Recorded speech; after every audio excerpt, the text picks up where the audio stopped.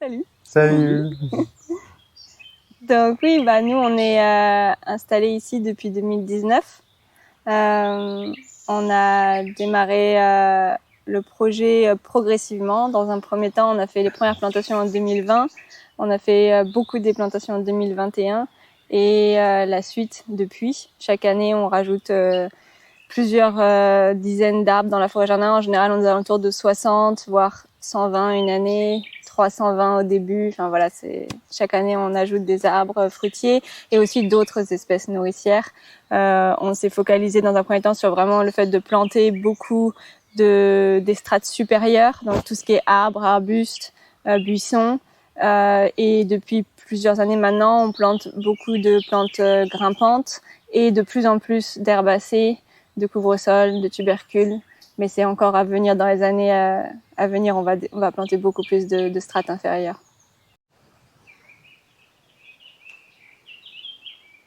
Donc, nous sommes en train de développer un modèle de l'agriculture régénératrice basé sur les forêts nourricières. Donc, ici, nous sommes en train de développer un exemple de comment autoproduire son alimentation d'une façon qui restaure l'écosystème, qui restaure la parcelle, qui agrade la parcelle pour qu'on puisse devenir un atout à titre personnel à notre écosystème. Donc nous visons l'autosuffisance alimentaire, donc avec l'objectif de produire des aliments qui sont optimaux pour la santé, qui préviennent les maladies et qui aussi demandent moins de temps et d'efforts pour produire que des plantes annuelles. Donc on se base beaucoup sur les plantes vivaces, c'est-à-dire les plantes qui vivent plus de 2 ans. Donc ça veut dire beaucoup d'arbres, arbustes, buissons, lianes et d'autres plantes, légumes perpétuels par exemple, qui vivent 4, 5, 10, 20 ans par exemple. Voilà.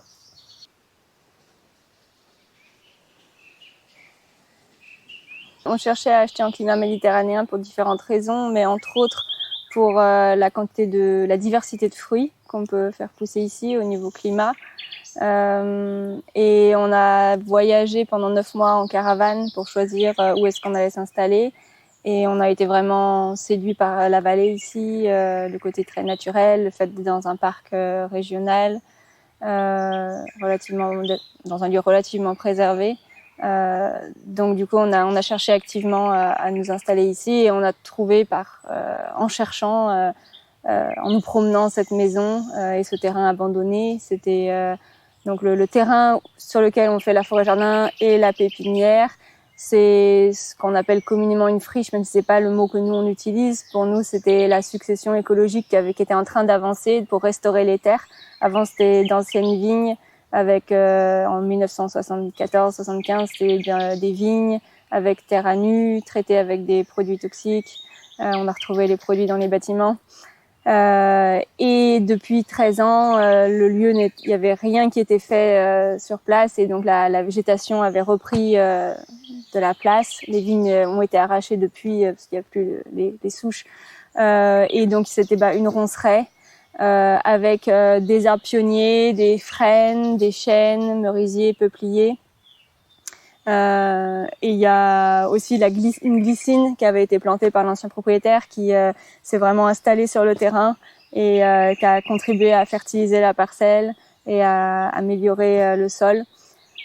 Voilà. Après ça, on part d'un sol qui a quand même été bien dégradé par le passé. Notre sol est très drainant, et on n'a pas beaucoup de profondeur de sol. On est entre 30 cm et 1 mètre, peut-être un peu plus à certains endroits.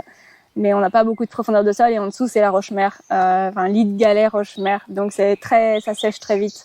Donc ça fait partie de nos défis un peu pour l'installation de la forêt jardin, mais pour le moment ça se passe bien. Notre activité professionnelle, c'est notre pépinière d'arbres fruitiers bio.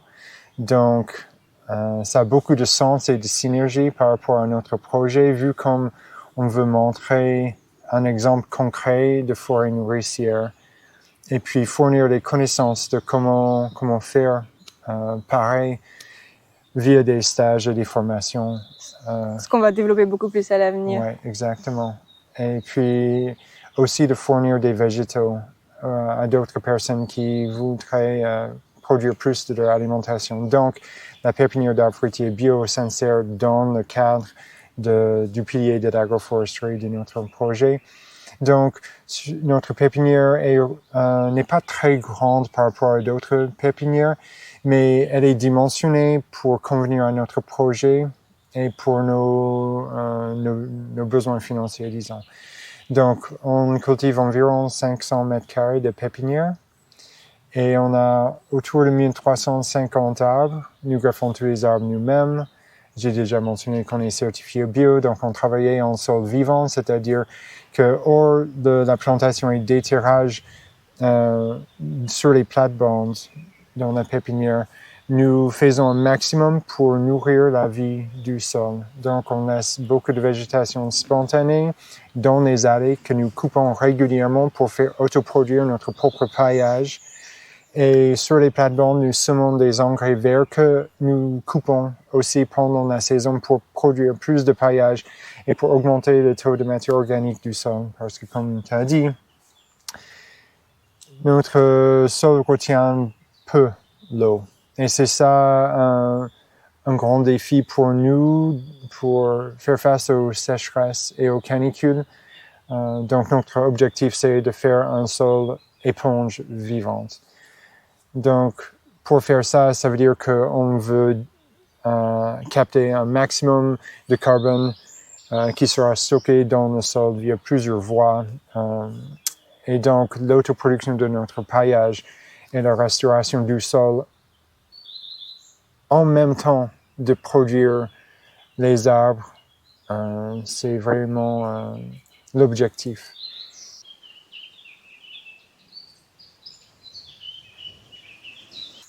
Le terme agroécologie, c'est un terme que nous utilisons pour notre projet.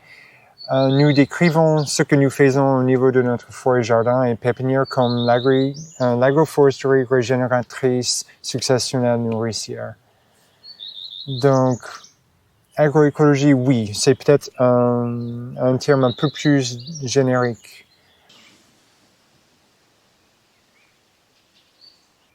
On est dans une démarche d'autonomie, donc aussi bien une mise en place d'autonomie alimentaire qui va venir avec le temps via la plantation de la forêt-jardin, mais aussi autonomie en électricité. On n'est pas raccordé au réseau électrique, donc actuellement on a 6 panneaux solaires, des batteries et un onduleur, et on est autonome en électricité.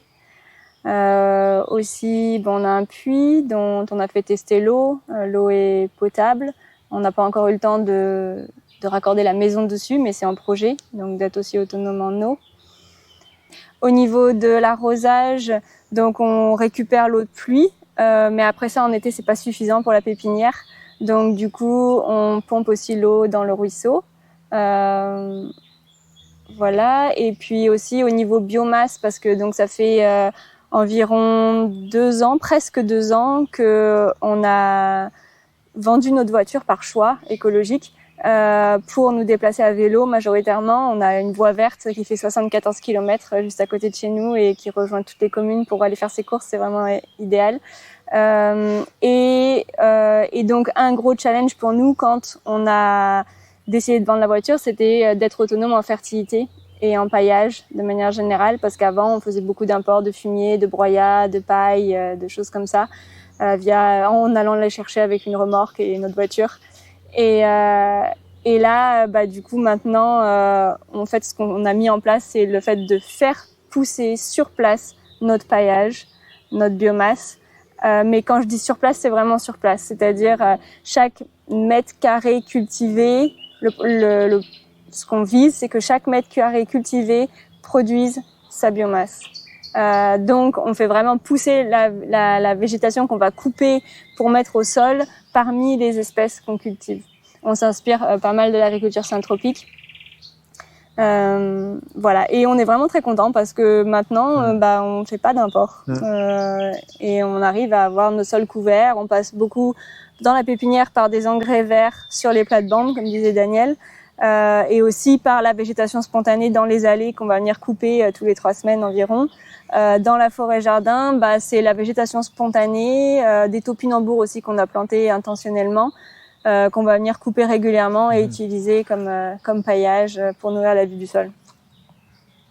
J'allais ajouter quelque chose par rapport à l'autonomie.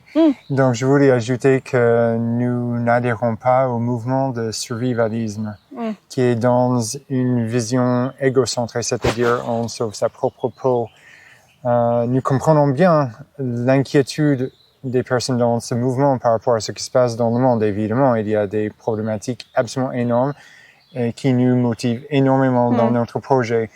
Nous œuvrons pour la survie de tout le monde, toute la planète, toute la biosphère.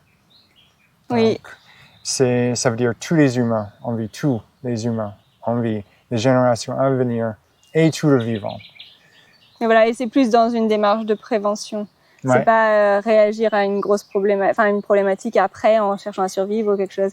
C'est plus régler les problèmes maintenant et heureusement, joyeusement pour tout le monde, tous les humains et tout le vivant. Et j'allais ajouter un dernier point par rapport à la biomasse. Donc, nos importations initiales ont pu un peu lancer la machine de la fertilité. C'est-à-dire, quand on commence avec un lieu un peu appauvri, si on fait une importation initiale, on peut relancer la vie du sol et planter des végétaux qui vont prendre le relais et produire la biomasse dans le futur. Donc, on voit que c'est vraiment une technique très, très utile pour d'autres projets de relancer la fertilité d'un lieu et puis faire une transition vers l'autoproduction de la biomasse. Mais ça pourrait être difficile à faire sur certaines parcelles très dégradées depuis le début, mais c'est possible. Sans apport initial, tu veux dire? Je veux dire, sans apport initial, c'est possible, ça pourrait prendre peut-être juste un peu plus de temps.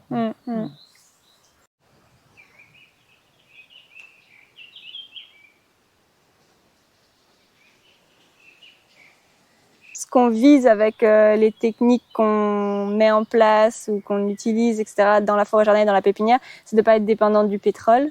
Et donc, de ne pas être dépendant du carburant, de ne pas être dépendant de machines qui tournent au pétrole. Donc, concrètement, déjà, le fait d'autoproduire notre biomasse, ça fait qu'on n'est pas dépendant du pétrole pour apporter la fertilité. Sinon, le fait de ne pas utiliser de débroussailleuse ou de tronçonneuse ou qui fonctionnent au carburant, puis il y en a qui sont électriques, mais on va plutôt passer par des outils manuels, des taille-haies, des serpettes, des scies professionnels mais scies manuels professionnels pour couper les branches des arbres. On s'est pas mal équipé avec des scies sur perche et tout ça pour vraiment avoir une capacité d'élagage qui soit relativement aisée mais sans passer par la tronçonneuse. Voilà.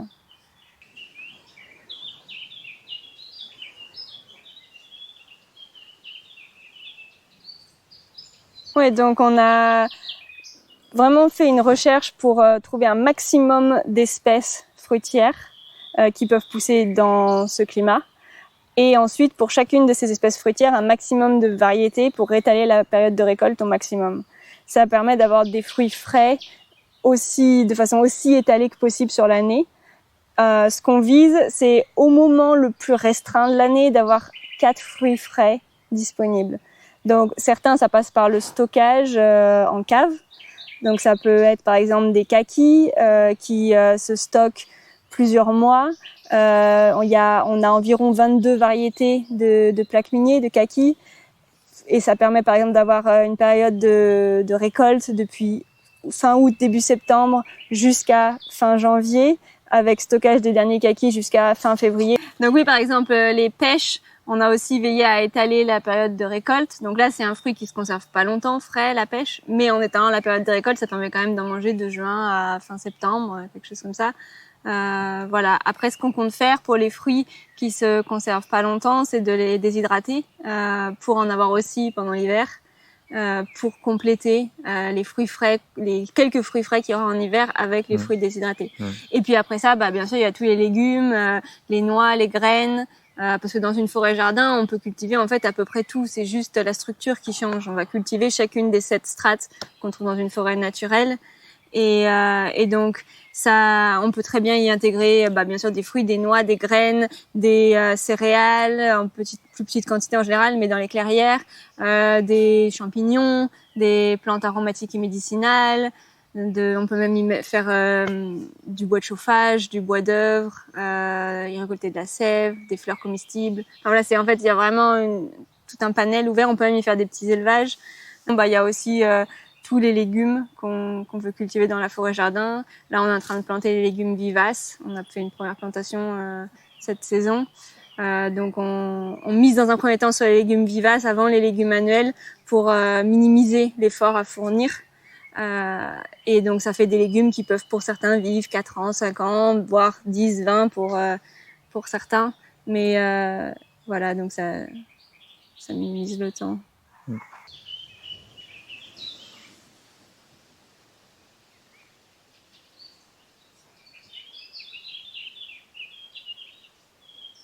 Vu comme il y a 4 piliers de notre projet, notre parcours de formation a été différent pour les différents domaines.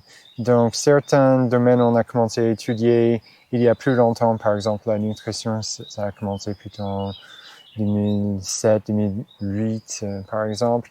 Et puis, en 2015, on a commencé à étudier la permaculture, l'agroforesterie,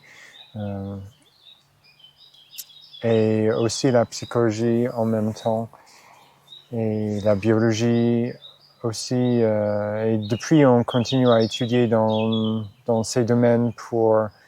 il y a toujours de plus à apprendre, plus de choses à appliquer à notre projet. Donc, on a appris beaucoup, disons 95% de ce que nous appliquons dans notre projet en autodidacte. Donc, nous sommes bilingues, on lit et on apprend en anglais beaucoup, mais aussi en français. Donc, comme ça, on arrive à profiter des connaissances qui ne sont pas encore disponibles, des livres ou des vidéos ou des personnes qui n'ont pas du contenu en français pour le moment. Pour la pépinière, nous avons fait une formation que nous avons adorée avec 2 autres pépiniéristes français. Et ça nous a aidé beaucoup à lancer notre première saison de pépinière et réussir du premier coup. Donc, on applique aussi ces connaissances maintenant qu'on a apprises pendant cette formation dans la forêt-jardin. Mais sinon, nous avons une grande tendance à apprendre en autodidacte. On choisit plutôt, quand on cherche des références pour étudier dans un certain domaine, nous regardons qui sont les experts dans le domaine, qui sont les personnes les plus fiables, les plus honnêtes, les plus transparents dans ce qu'ils affirment, qui fournissent le plus de sources quand ils font une affirmation, pour essayer de trouver les sources les plus fiables. Et puis nous vérifions les affirmations avec les sources fournies pour faire un tri, pour mieux filtrer la désinformation qui est très répandue aujourd'hui, pas forcément répandue de façon exprès, ça peut être juste une croyance qui est répétée depuis longtemps, mais qui n'est plus à jour, qui est un peu périmée, basée sur des connaissances périmées. Voilà, donc c'est ça qui nous permet d'apprendre beaucoup vite et d'éviter un maximum les désinformations qui ont tendance à faire cafouiller ce qu'on fait. Donc, comme disait Daniel, en 2015, on a vraiment eu une prise de conscience générale. Aussi, la communication consciente et bienveillante, qu'il n'a pas mentionné. Et en fait, avec toute cette tout cet ensemble de connaissances, on a réalisé, mais notre vie actuelle en région parisienne, ça ne nous convient pas du tout. Et on peut vraiment pas mener la vie qu'on veut mener, on peut pas agir en accord avec nos valeurs comme on le voudrait. Et on peut pas lancer notre projet là-bas. Donc, on a décidé de déménager et de lancer notre vie actuelle. Pour faire ça, d'ailleurs, une étape qui a été vraiment clé, c'était le fait de travailler à distance en tant que développeur web. On s'est formé pour temporairement travailler en tant que développeur web pour pouvoir travailler à distance et du coup faire la transition en sécurité financière. Donc pendant 2 ans, on a travaillé comme développeur web avant de lancer l'activité de pépiniériste. Donc avant, en fait, moi j'étais luthier en instruments avant. Daniel était ingénieur réseau dans l'informatique. Donc rien à voir avec pépiniériste. Et donc c'est vraiment par notre cheminement, par notre formation en autodidacte, par nos apprentissages, par aussi grâce à la formation aussi qu'on a fait pour être pépiniériste, mais toutes ces choses ensemble qui ont fait que on a créé notre mode de vie actuel et notre profession actuelle. Ouais, c'est tout à fait possible. Les informations aujourd'hui sont beaucoup plus disponibles que dans le passé, donc on peut apprendre beaucoup en autodidacte. Et donc, si on est motivé, il n'y a pas de raison qu'on ne réussisse pas. On peut apprendre, étudier de façon rigoureuse et développer des connaissances profondes dans de nouveaux domaines qu'on n'a pas étudiés à l'école et atteindre un niveau professionnel et lancer un projet comme ça aujourd'hui.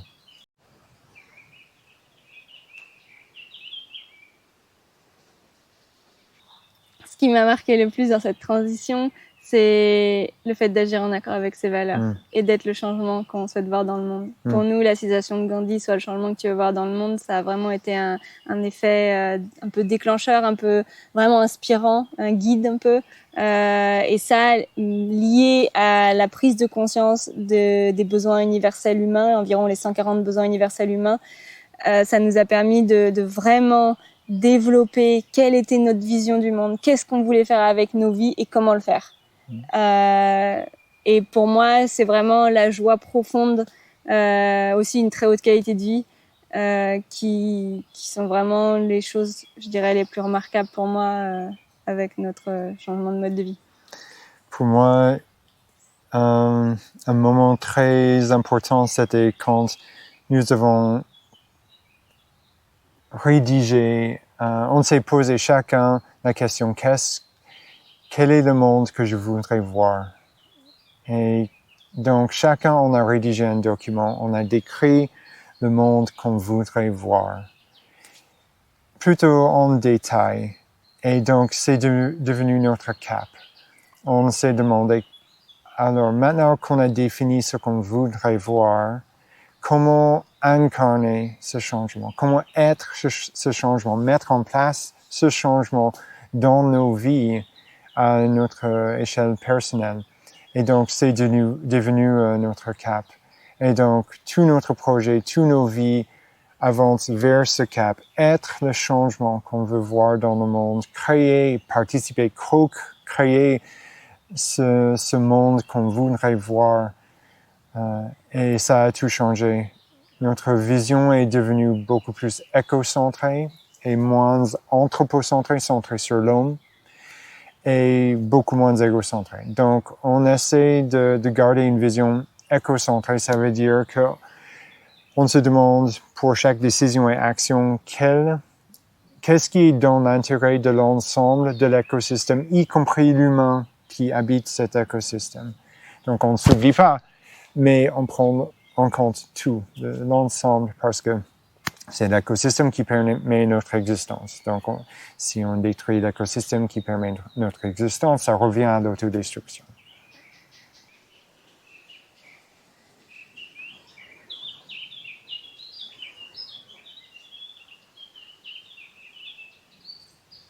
Un des défis pour nous était de trouver une propriété qui convenait à notre projet. Donc, nos critères étaient relativement simples. C'était qu'on voulait au moins 1 hectare, de préférence 2 ou 3, pas besoin de plus, et de l'eau, et aussi une habitation. On cherchait une petite maison de 40-50 mètres carrés dans l'absolu, facile à entretenir soi-même, ou éventuellement une ruine qu'on aurait pu soit retaper ou remplacer avec une maison passive, par exemple. Dans le climat méditerranéen où on a cherché, les régions où on a cherché, c'était difficile de trouver ça. On a suivi des annonces pendant au moins un an. Et c'était vraiment difficile de trouver quelque chose qui correspondait dans notre budget. On avait vendu notre appartement à Paris pour pouvoir financer cet achat, donc on avait un peu de budget. Mais quand on a trouvé cette propriété, c'est une ancienne ferme abandonnée, donc il y a beaucoup de bâtiments, beaucoup trop pour nous. C'est surdimensionné par rapport à nous, et je dirais même pour les anciens propriétaires, on voit avec le manque d'entretien qui ça les dépassait, de entretenir tous les bâtiments. Donc on est sur 21 hectares, avec un corps de ferme.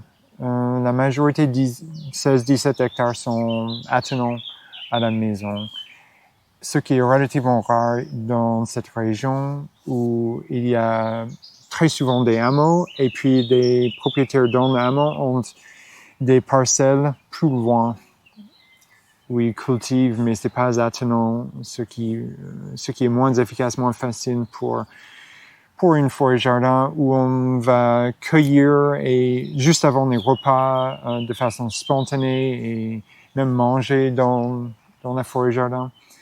Donc je comprends que ça peut être un défi pour d'autres personnes de trouver du foncier. On entend ça souvent quand on parle avec d'autres porteurs de projets.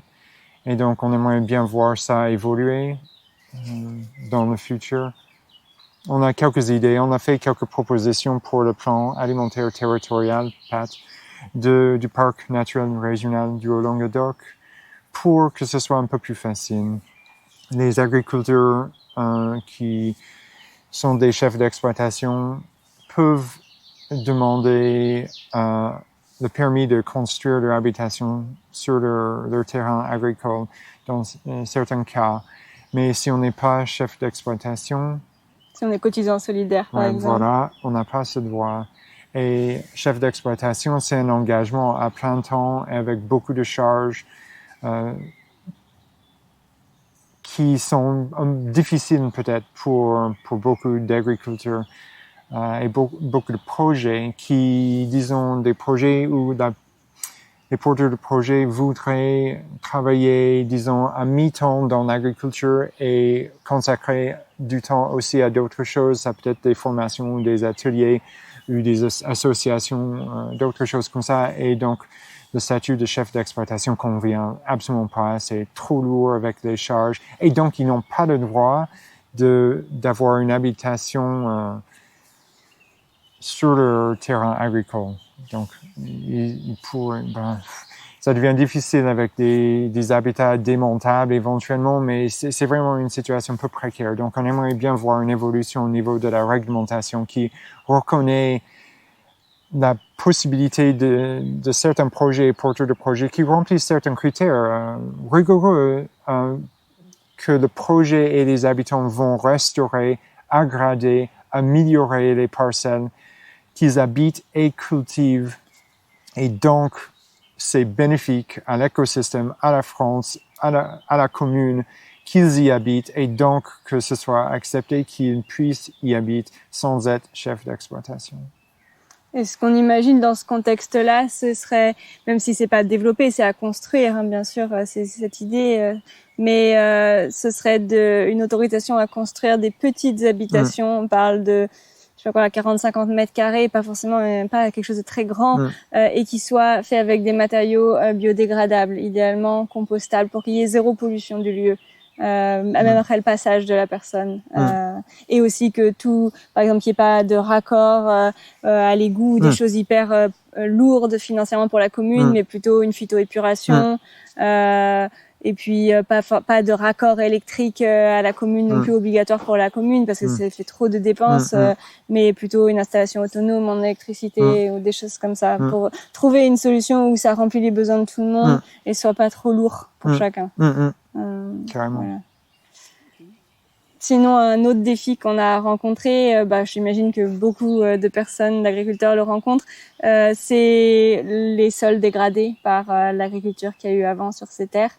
On est dans une zone qui est un peu montagneuse, on est sur des pentes beaucoup, des terrasses un peu, et donc il y a eu beaucoup d'érosion avec la culture qu'il y a eu par le passé où le sol était à nu, et avec tous les produits qui ont été appliqués et qui ont tué la vie des sols. Et donc on a perdu beaucoup d'argile, etc. Aujourd'hui on a très peu d'argile dans notre sol, et donc ça fait un sol qui à la fois retient un peu l'eau et à la fois est peu fertile. Alors heureusement, comme j'ai dit, il y a eu la végétation spontanée qui a poussé ici depuis plus de 13 ans, qui a déjà bien aidé à restaurer, mais c'est quand même un challenge pour nous. Dans les zones qui sont cultivées aujourd'hui, qu'on cultive déjà aujourd'hui, on a déjà fait beaucoup avec les apports qu'on a fait initialement, et puis tout ce qu'on cultive, coupe, met au sol, etc. Mais on a d'autres parcelles, par exemple une autre parcelle qu'on va investir à un moment pour agrandir la forêt jardin, et là le challenge continue parce que aujourd'hui c'est juste une prairie en pente qui a été lessivée et érodée beaucoup parce que c'était une vigne, terre à nu avec produit. Voilà, donc ça je dirais c'est vraiment un défi, la restauration des sols. C'est majeur parce qu'en haut de la parcelle, comme tu as dit, c'est en pente. En haut de la parcelle, on a 10-15 cm de profondeur de terre. Et après c'est la roche-mère. C'est ça. Toute l'érosion a descendu le sol, la terre vers plus bas sur la parcelle où il y a, disons, 1 mètre de profondeur de terre peut-être. Donc, c'est vraiment pas facile et on veut restaurer ces parcelles pour que les générations à venir arrivent à vivre ici. Parce que notre espèce ne peut pas cultiver la roche-mère. Donc, cette érosion, c'est vraiment le moment de l'arrêter totalement. Et d'aller en sens inverse, de recréer du sol. Exactement. Maintenant, on restaure les sols et on crée du sol et on arrête cette érosion pour toujours parce que spontanément, la nature, le vivant, empêche l'érosion du sol. C'est l'homme qui, dans une vision plus égocentrée ou anthropocentrée, vient défaire ce que la nature a mis en place, souvent sans comprendre que la nature est en train d'empêcher l'érosion. Et puis, fait sa culture de la façon qu'il a appris. Je les reproche pas parce que nous apprenons de nos ancêtres et on nous a appris comment cultiver, on nous a appris un mode d'agriculture et donc on fait ce qu'on nous a appris. Ça marche assez.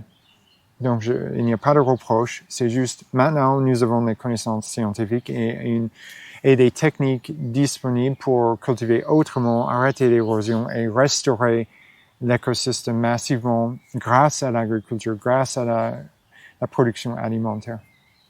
Ouais.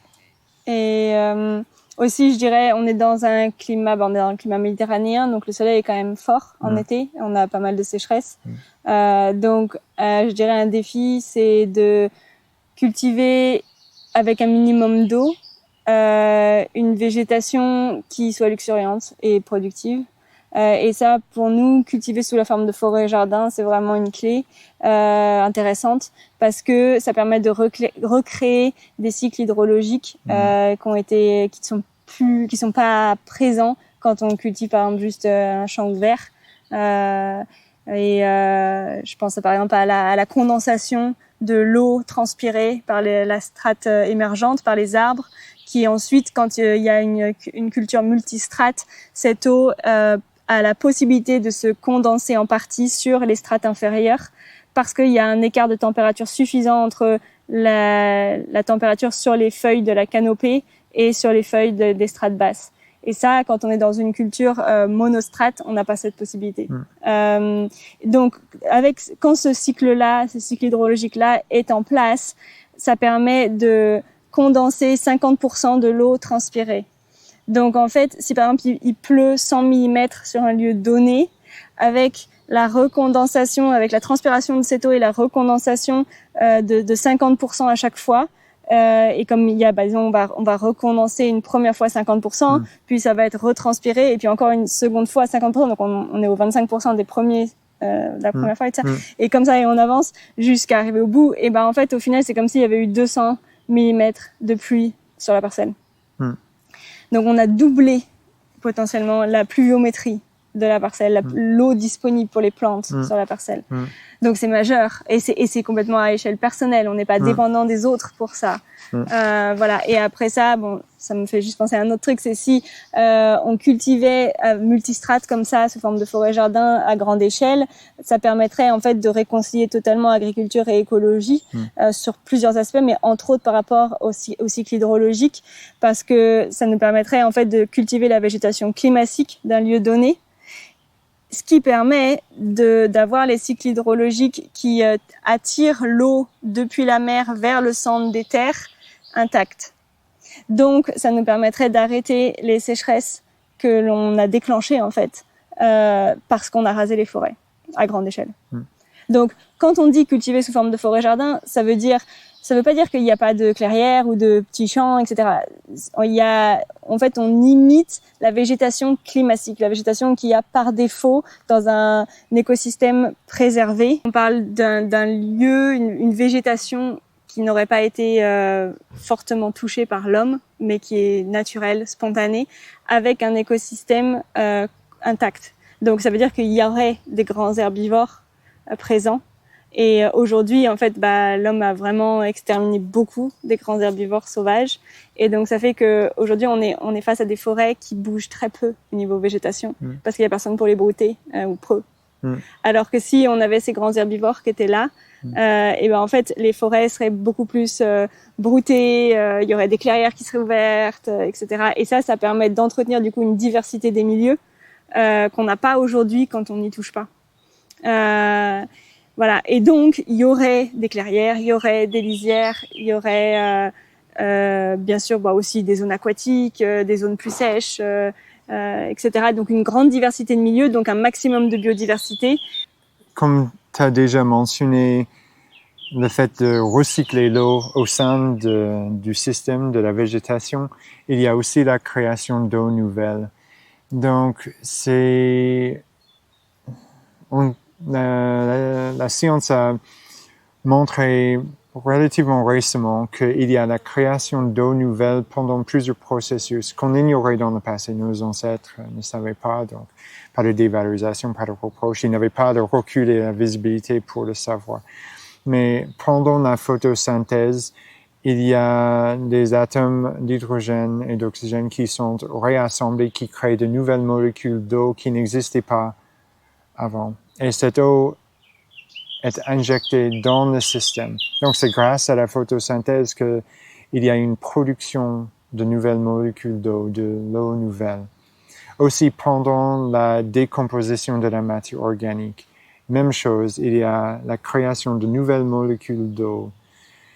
Donc, quand 1 kilo de biomasse pousse, donc biomasse, ça veut dire matière végétale sèche, la pousse et la décomposition d'1 kilo de biomasse crée 1,1 kilo d'eau nouvelle. Donc, ça fait que nous cultivons littéralement de l'eau via la végétation. Donc, le plus de photosynthèse, le plus de pousses de végétation, le plus d'eau nouvelle créée, le plus de décomposition de cette biomasse qui est coupée et décomposée sur place, le plus d'eau qu'on injecte dans le système. Donc, ça fait qu'à titre personnel, nous avons une capacité à régénérer les cycles hydrologiques qui ont été cassés par l'agriculture du passé et créer des écosystèmes plus luxuriants.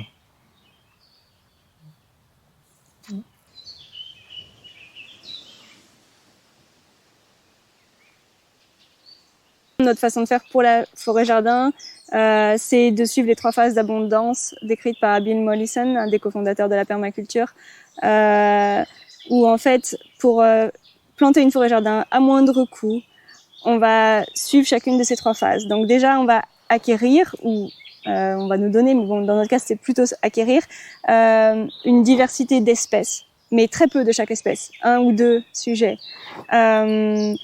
Et ensuite planter ces espèces, les laisser pousser le temps nécessaire pour avoir ensuite une abondance de matériel de reproduction végétale. Donc ça peut être des greffons, des boutures, des graines, pour reproduire ces végétaux. Ensuite, on les reproduit. Et là, on a vraiment du coup une abondance de végétaux de chaque espèce. Donc ensuite, on plante tout ça. Et ensuite, on arrive à la 3e phase d'abondance, qui est une abondance de récolte. Mais ça nous permet d'arriver à la 3e phase d'abondance à moindre coût. Parce que si on avait acheté tous les végétaux qui vont faire la 3e phase d'abondance, ce serait vraiment très cher. Donc ça a été notre façon de fonctionner. Aujourd'hui, on a déjà atteint depuis 1 an, 2 ans, la 2e phase d'abondance, donc l'abondance de matériel de reproduction végétale. Et donc maintenant, on a planté cette abondance, on a reproduit plus planté cette abondance et on attend l'abondance de récolte. Ouais, voilà, pour les différentes espèces et les différents végétaux, leur avancement dans ces phases d'abondance est en décalage. Par exemple, vu comme on plante les strates basses maintenant, on a acheté un petit nombre de ces végétaux qu'on plante et donc ce sera leur tour ensuite d'être multipliés à plus grande échelle, plantés à plus grande échelle. Et puis le temps de leur installation et mise en production, on va atteindre la 3e phase d'abondance de récolte. Mais déjà, c'est très gratifiant et encourageant de voir notre progression dans ces phases. Nous voyons que on arrive déjà dans une abondance de récolte pour quelques espèces. Et c'est remarquable et très gratifiant de juste avoir vraiment un peu plus que ce qu'on peut manger ou cueillir. Et on voit comme ces phases d'abondance fonctionnent réellement et limitent les coûts du lancement d'un projet.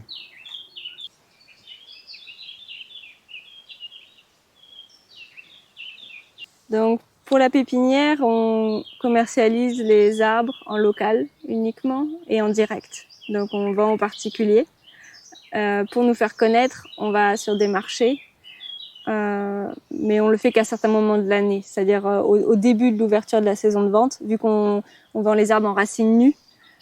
On les vend on les déterre entre novembre et février. Et on ouvre notre saison de vente au 1er septembre. Donc à partir de début septembre, on va faire des marchés pour nous faire connaître. On n'emmène pas les arbres avec nous, on emmène juste de la documentation, des photos. On a aussi des dates de portes ouvertes planifiées pour que les gens puissent venir voir la pépinière, voir les arbres avant de s'engager et faire passer leur commande. Et voilà. Après ça, donc comme je dis, on organise des portes ouvertes. Et puis sinon, en général, les gens passent commande entre le 1er septembre et fin novembre pour les 3/4 des clients, disons. Et ensuite, on leur remet leur commande, souvent décembre, janvier, une fois que les arbres ont perdu leurs feuilles naturellement. On laisse les arbres perdre leurs feuilles naturellement, on les effeuille pas. Et aussi, on est pour la pépinière dans une démarche zéro plastique pour nos clients. Donc, c'est-à-dire que on fabrique les étiquettes avec des petits bâtonnets de glace en bois. Sur lequel on écrit le nom de la variété et puis on l'attache avec une ficelle en jute sur l'arbre. Et les sacs sont en papier avec il y a un petit traitement à base d'huile d'huile végétale pour qu'ils soient pas trop susceptibles à l'humidité parce qu'on mouille les racines des arbres. Mais ce sont des sacs compostables. Voilà. Et sinon, pour la forêt-jardin, je pense aux visites. Oui. Nous organisons des visites groupées, commentées, pour permettre aux gens qui voudraient voir une jeune forêt-jardin en cours de plantation dans le climat méditerranéen, pour qu'ils puissent venir voir et comprendre comment on fait, pourquoi on le fait. Donc, on a, depuis plusieurs années, organisé plusieurs visites par été. Et donc, les dates sont publiées sur notre site internet, sur la page d'accueil, et aussi on annonce les dates sur notre page Facebook. Et donc, on a pu accueillir, j'ai pas compté combien de personnes, mais facilement plus d'une centaine de personnes, mais peut-être 200, 150, quelque chose, qui sont venus voir la forêt jardin et pour qu'ils puissent s'inspirer de ce qui est utile pour leur propre projet.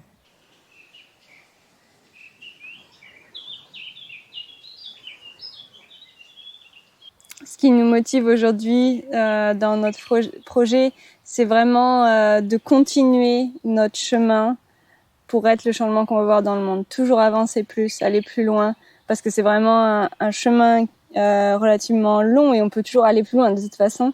Mais voilà, c'est vraiment, je dirais ça, qui me motive au quotidien, et aussi transmettre aux personnes que ça intéresse. On voit qu'il y a beaucoup de gens en demande d'apprendre, beaucoup de gens qui cherchent de l'inspiration. Donc ouais, transmettre, c'est aussi vraiment une prochaine chose à venir, beaucoup plus. Oui, continuer à atteindre nos objectifs. Nous avons déjà atteint plein d'objectifs dans notre projet, mais ça continue. Et donc, on veut absolument réussir à montrer que c'est possible de cultiver l'alimentation pour un adulte sur pas plus que 1000 mètres carrés, en restaurant les parcelles, en prenant soin de tout le vivant et avec beaucoup moins d'efforts que de le faire avec des plantes annuelles exclusivement, style maraîchage exclusif, par exemple. Nous tenons tellement à réussir parce que c'est vraiment une clé pour l'évolution de notre espèce, et ça a été déjà fait par d'autres. Nous voulons le faire ici, dans notre contexte, dans notre climat, et fournir cet exemple concret aux autres qui souhaiteraient faire pareil.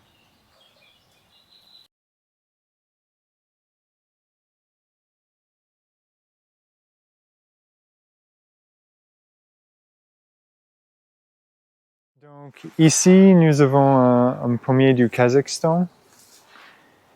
Donc ce sujet a été planté il y a 2 ans et 4 mois à peu près. Il est greffé sur franc. C'était un sillon, ça veut dire un tronc sans branche. Quand on a planté, on a rabattu à cette hauteur. Et il a poussé 2 saisons et maintenant il entre dans sa 3e saison. Il a produit autour de 300 fleurs. Et avec la pollinisation, je n'ai pas compté les pommes sur là, mais on dépasse une centaine, je pense, facilement. Donc c'est relativement remarquable que greffé sur franc, ce pommier produit en 3 ans, alors que normalement on parle de 5-6 ans pour la production d'un pommier sur franc, voire 8 à 10 ans, certaines personnes disent. Donc ici, nous avons aussi une vigne résistante aux maladies qui grimpe dans l'arbre, et à côté, nous avons une espèce partenaire, donc les saules. Nous avons planté, bouturé des saules un peu partout pour les couper, faire de la biomasse. Voilà, donc ça fait partie de notre autoproduction de biomasse et de paillage. Autour, nous avons des yacons par terre dans les strates inférieures, aussi des ocas du Pérou. Et à côté, on a un caragagnier qui est juste à côté, qui fixe de l'azote, qui fait partie de la famille des Fabacées. Donc oui, ici, on a une guilde avec ce cerisier de la variété géante des Delphinigen, qui est un cerisier tardif. On les récolte, c'est plutôt en juin, juillet. Puis après ça, on a cette vigne résistante aux maladies de la variété Isabelle. On peut voir, voilà. Et puis sinon en bas là, on a un peu de sauge et un peu de menthe. Mais là, la menthe, elle est un peu, elle manque un peu de lumière. On va lui faire plus de lumière. Puis de nouveau, un caragagnier, ça on en a déjà vu un. Puis après ça, on peut voir ici un plaque minier de la variété Fuyou. Donc c'est un kaki pomme qui se mange sans avoir besoin d'être blette, il n'est pas astringent.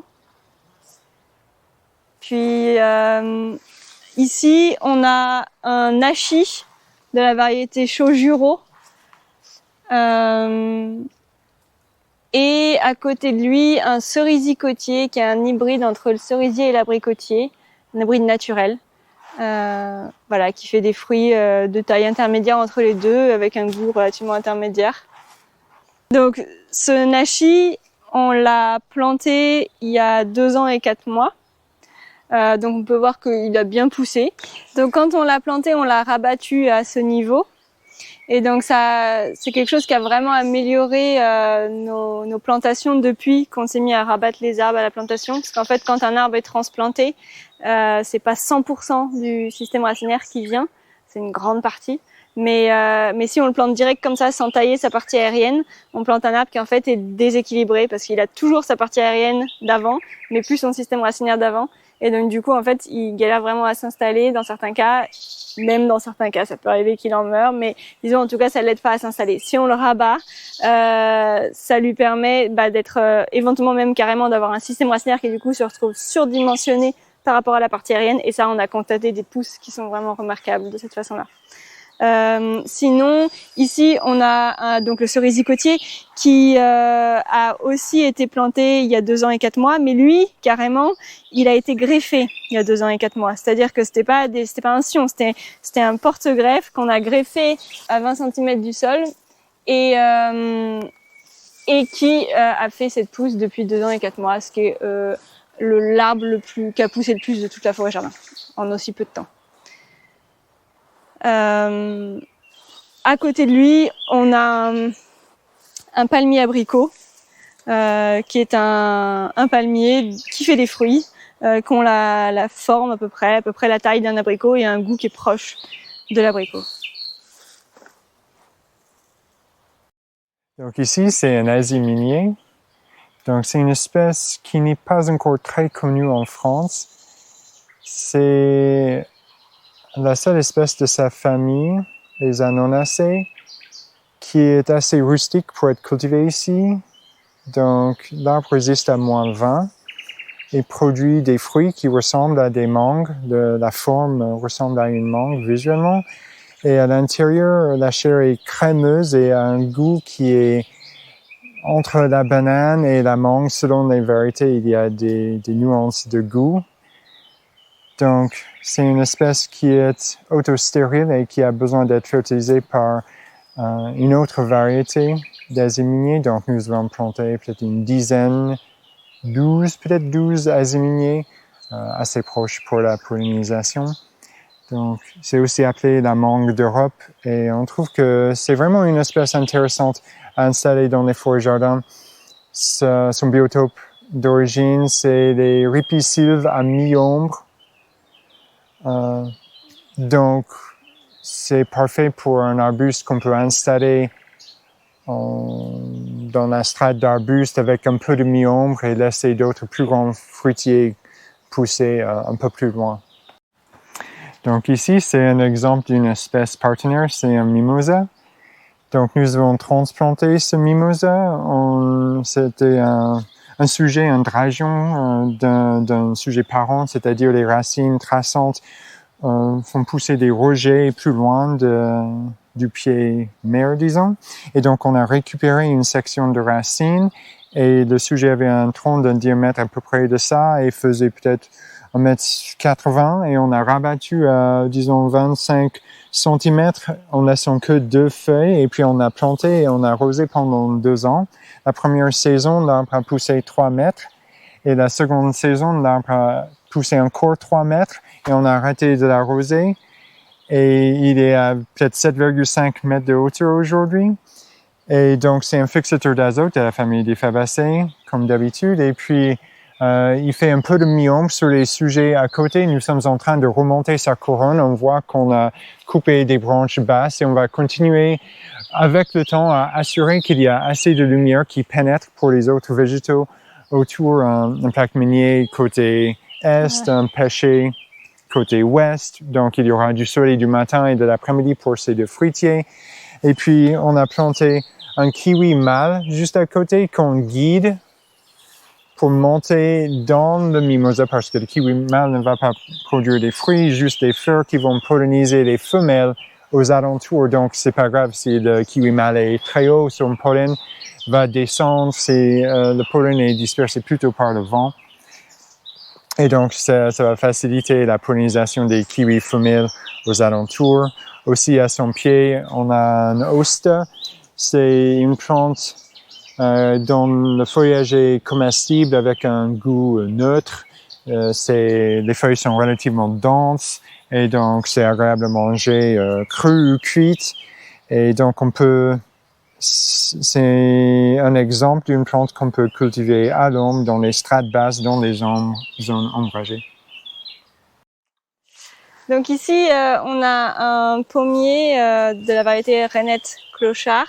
Donc c'est un pommier Malus communis, mais c'est une variété ancienne résistante aux maladies. Ça fait 3 ans qu'on a ce pommier et on voit 0 maladie et on fait 0 traitement. Et on a produit dans notre pépinière. Et on l'a produit dans notre pépinière. Et donc on voit dedans, on fait grimper un kiwi. On voit les petits fruits là. Donc le kiwi, ça fait des fruits qui ressemblent vraiment beaucoup au kiwi, mais qui sont plus petits et qui se récoltent à une autre période. Ça se récolte plutôt en juillet-août. Donc ça permet d'étaler la période de récolte, d'avoir des kiwis plus longtemps sur l'année, quoi, en gros.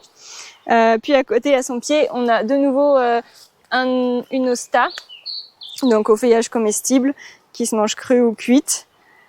Et juste à gauche, on a ce faux pistachier d'Europe, qui est un arbuste qui fait des noix qui ont à peu près la taille d'un pois chiche et qui ont un goût un peu proche de la noix de cajou et qui sont dans une enveloppe qui ressemble à un physalis. Voilà, une petite enveloppe papier. Donc, concernant l'arrosage d'irrigation, ce que nous avons fait, c'est que nous avons réduit drastiquement notre consommation d'eau domestique.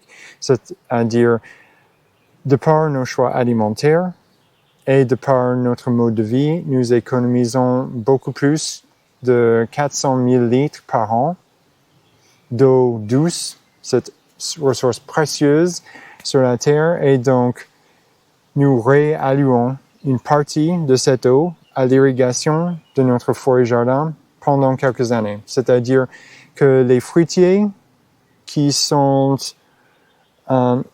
bien arrosés pendant 2 ans poussent fort, leur système racinaire pousse fort avec leur partie aérienne et s'installe rapidement et efficacement.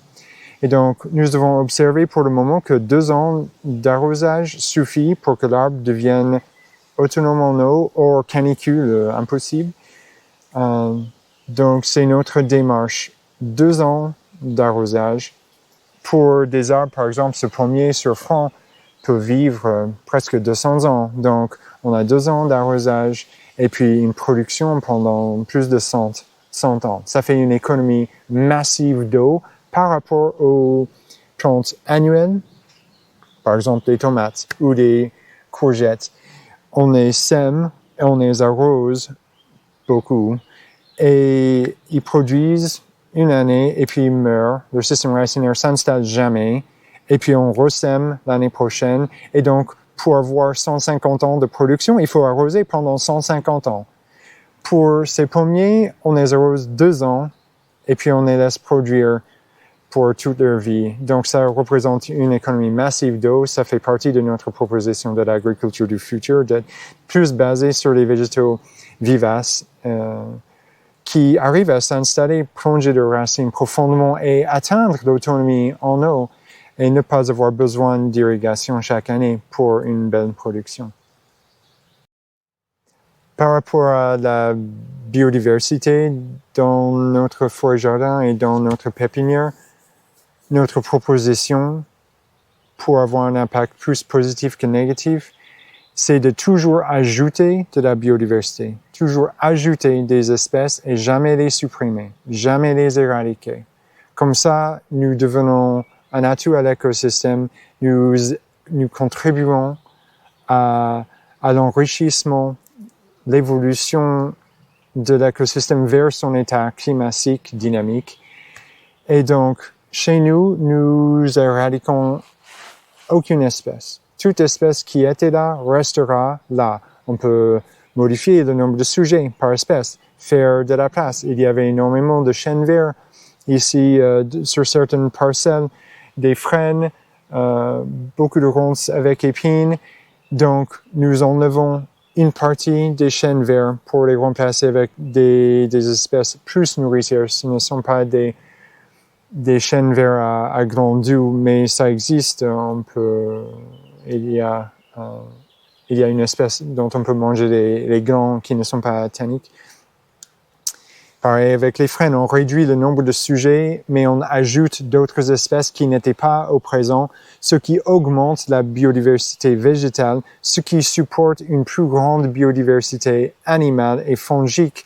Et donc, ça fait une aggradation de l'écosystème vers son état climatique.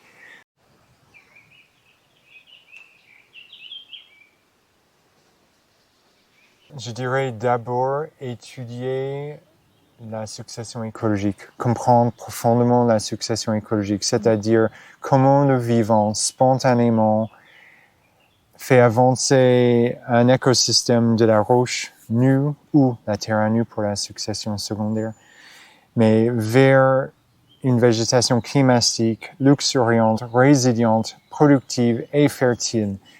Quand on comprend ça, nous proposons de coopérer avec ça, de s'insérer dans ce processus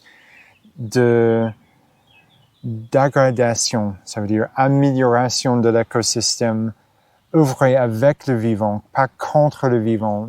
Nous proposons d'éviter de faire reculer la succession écologique, par exemple, d'une forêt vers la terre à nu, qui est un stade très immature de la succession écologique.